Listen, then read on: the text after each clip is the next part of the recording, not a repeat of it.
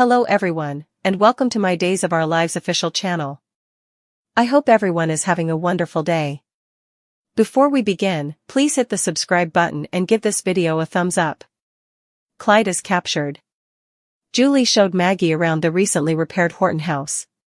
Maggie asked if Julie had had any luck opening the time capsule, but Julie had still not set up the key. Julie advised Maggie not to marry Constantine. Maggie reiterated that it was to be a marriage of convenience, in order to allow Constantine to stay in the country. Julie was concerned about the story Constantine had told about the loss of his son.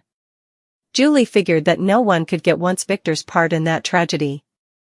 Maggie explained that Constantine had set up a way to be forgiving, but Julie did not believe it. Julie was certain that Constantine was seeking vengeance. Maggie tried to explain that Victor and Constantine had made amends, but Julie did not buy it. She believed that Maggie was too smart to be susceptible and that commodity was out. Maggie asked Julie to trust that Maggie knew what she was doing. Julie supposed that Maggie had a plan, and Julie wanted to know what the plan was. Maggie changed the subject by asking if Chad and the kiddies would be coming for regale. Julie revealed that Chad was on the quest for Clyde Weston because Chad believed the payoff of Abigail had been a premeditated act. At the Kiriaki's manse, Constantine asked Teresa about how she planned to get Alex to marry her. Constantine was looking forward to getting a cut of Alex's fortune after Teresa married Alex.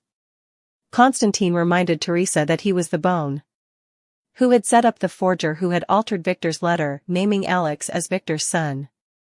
As Constantine mentioned diverting the true heir at law's plutocrat, Brady entered the room.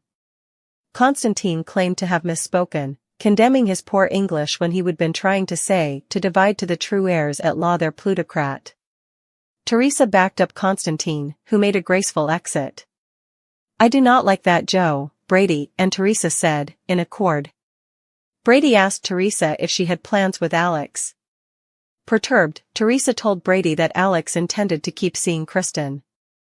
"So that means we are in an open relationship," said Teresa. Brady said he had not realized that Alex and Kristen were serious, but he could see that it was bothering Teresa. Brady knew that Teresa did not like to partake. Teresa admitted that she did not like feeling like she was not enough for Alex, or for any man, for that matter. Teresa claimed to have too important pride to press a man into being with her. Brady looked at Teresa incredulously. "Are you sure about that?" he asked. Teresa admitted that she would done exactly that to Brady but was trying to break the pattern. Teresa decided not to feel shamefaced about the situation with Alex, however, also why should I, she said, if he does not intend to be exclusive. Teresa seized Brady's face and kissed him. Brady kissed Teresa back for a moment, also pulled down. "What are you doing?" he asked. She said it had been an impulse. Teresa reflected that Brady had kissed her back. Brady said he was caught off guard and demanded to reuse what had just happened. Teresa put her hands on Brady's shoulder and said, "If I am being really honest, I want you, Brady. And if you are gonna be honest with me, you are gonna admit that you want me, too." Brady stepped down from Teresa, declaring that the only connection between them that they should concentrate on was Tate. Brady remarked that their co-parenting had been going veritably well lately, so they shouldn't blow it. Teresa asked Brady, "What if I swear on a mound of vocabularies that there will be no further drama, at least not from me, anyway? And I'll bear with the utmost quality and tone, respect for you, and there will be no more clinginess and pressure and demands, and we can just celebrate this connection that you and I have?" Teresa told Brady that she knew he was not seeing anyone and that he'd to be feeling lonely. She suspected Brady might want some fellowship, affection, and warmth. Alex arrived at the DeMera manse and planted a huge kiss on Kristen. Alex described himself as a sprat in a delicacy store when it came to having coitus with Kristen, and he said that he allowed. The delicacy store was open 24/7. Kristen informed him that she was changing the hours. She explained that, despite chancing Alex fun and energetic, she was just not that into him. Alex asked Kristen where the decision was coming from. Kristen told Alex that, after a discussion with Stefan, she would realize that casual coitus could have serious consequences. Kristen indicted Alex of being in denial about being in love with Teresa. Kristen reminded Alex that they had started their fling to make Teresa and Brady jealous. And also, it came commodity differently, Alex said. Kristen replied, or perhaps not.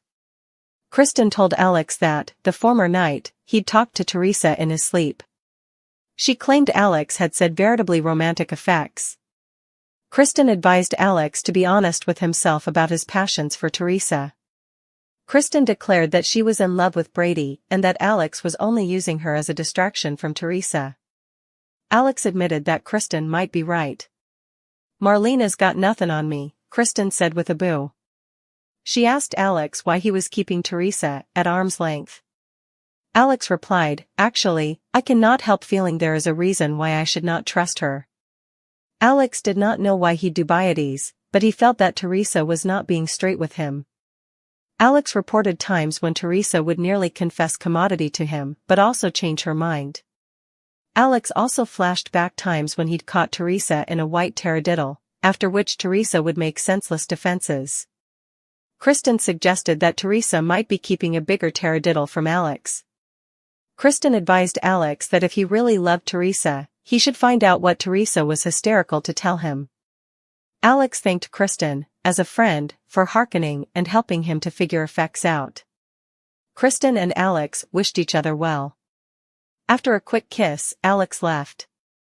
Kristen opened the box containing the diamond cuff Alex had given her. She put it down, also picked up her phone. She looked at an old print of herself with Brady and mused, "Oh, Brady. I'm gonna do whatever it takes to win you back.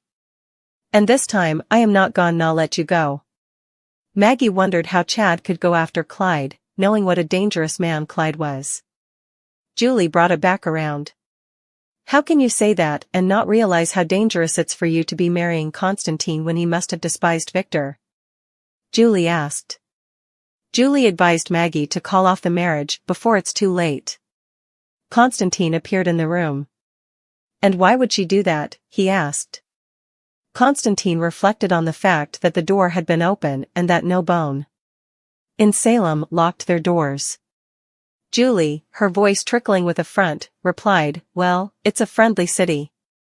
We do not anticipate to have unpleasant interferers." Constantine said he was thankful to Maggie for marrying him and that he'd keep her safe. Julie called him out. She said, "I am just having a hard time believing that you are going to have such a rosy future, since her late hubby was responsible for the death of your son."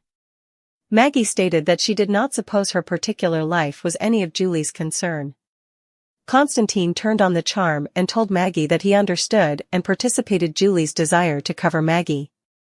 Constantine tried to explain that he and Victor had made amends. Constantine told Julie that his son wouldn't want him to fill his heart with hardness. Constantine thanked Maggie for proposing to him. He revealed that he'd news Constantine's visa was due to expire, and they had to get wedded hereafter. Julie's jaw dropped as Maggie smiled. In Montana, as Chad refocused a gun at Clyde, Clyde claimed that Abigail was still alive. Chad demanded that Clyde speak the verity. Clyde said that if Chad killed him, Chad would no way be suitable to see the love of his life again. Harris induced Chad not to kill Clyde by reminding Chad that Chad's kiddies would lose their father if Chad pulled the detector. Chad gave the gun to Harris. Latterly, at the motel in Montana, Ava and Lucas were eating as Chad showed up. Chad told them that Harris was staying to turn Clyde over to the FBI. Ava left to see Harris for herself. Ava set up Harris.